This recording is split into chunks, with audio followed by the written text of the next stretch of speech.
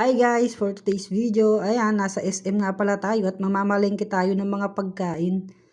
And ayan, syempre, palakad-lakad si Berto, patawa-tawa pa si JB's. Naku, halatang masaya na siya sa iba, charot. Then ayan, palakad-lakad lang yan, tamang lakad lang. Outfit check. Syempre, tamang lakad lang. Patingin-tingin. Boring sa bahay. Syempre, kailangan natin tumulong mamalengke.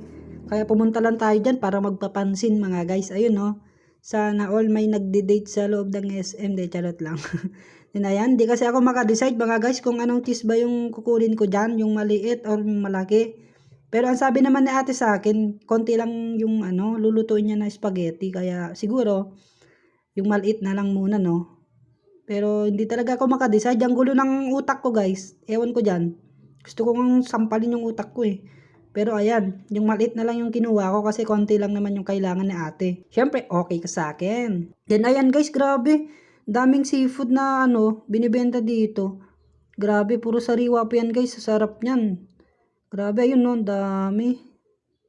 Then tinulak ko na nga pala yung pushcart mga guys. Ayan, syempre. Tamang road trip lang. Alam mo naman, nagda-drive no. Siyempre, tauhuan lang tayo dyan mga guys. Kaya tamang tulak lang muna tayo ng pushcart. Ayan, patingin-tingin pa. Akala mo naman may bibilhin na. Yun pala, wala na.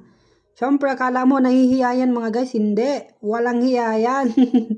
Walang hiya-hiya dyan mga guys. Ayan, pupunta na nga pala ako magpila mga guys. Ayan. Then ayan, okay ka sa akin. Pagkatapos niyan guys, ayan na yung mga nabili namin, naluto na. Wow, grabe sisig, may chicken, ay nasal pa dyan. Wow, spaghetti, and then may fried chicken ka dyan.